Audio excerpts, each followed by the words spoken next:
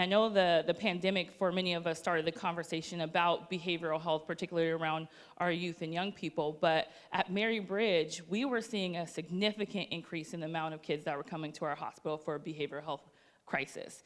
And when I say significant, from 2015 to 2018, 400% increase. So what was a rare thing, a sentinel event, now we're seeing 2,000 people coming through our hospital on an annual basis with their primary chief complaint as a behavioral health crisis. We ended up with an individual in our hospital that had a really, really complex presentation.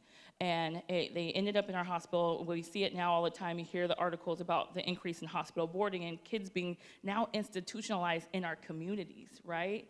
And so for us, as a healthcare system, it really lends that we could not, as a healthcare agency, solve all the things that were guiding kids into our hospitals, right?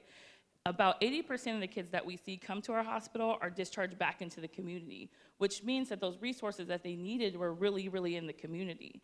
So we really figured out early on that when we're even talking about behavioral health, we can't address this in silos as a healthcare organization. We have to reach out to those community partners that are intersecting with our kids and families, because our limits stop the moment you're discharged outside of these walls, right? And so we really recognize the power of partnership, and we've had a strong history of coming around and saying we do these things around child abuse, we do these things around domestic violence and all these other things. Why don't we do the same thing to reduce the impact that happens when we know kids are experiencing a behavioral health crisis?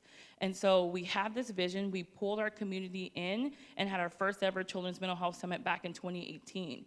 And I think that conversation really lent our why, right? If we were to approach this just from a healthcare angle, we wouldn't have been able to really develop the comprehensive and community response that are really needed when we're really looking at kids and what's driving those increased behaviors and behavioral health needs. And what we found is through these collaborative approaches and building and putting our resources together, sometimes what our kids need isn't even a behavioral health response. Right? We're pulling the community together and having these conversations, and really what they need is a bed at home, or a jacket, a mentor, a peer, somebody to say, yes, this is really hard, and when you walk out this doors, we're gonna walk alongside you. And so for me, I think really bringing in the power of community and understanding that we have so many acronyms, we have so many credentials out there, and really what you mentioned earlier, we need more AUNTs. We need more community aunties and mentors, and how do we build that infrastructure to bring those natural supports into our behavioral health landscape and into our school partnerships? And I think that is really what drives me and the why of Kids Mental Health Pierce County is how do we get to yes? How do we put our resources together in a way that really streams? And now even moving more towards the what we do and why we do it and what did it do, right? Just having the trainings alone isn't enough, but did it do something? Did it increase the amount of kids that are doing well in their communities? And so we really, really understand the importance of community and behavioral health, particularly when we say we want our kids to thrive.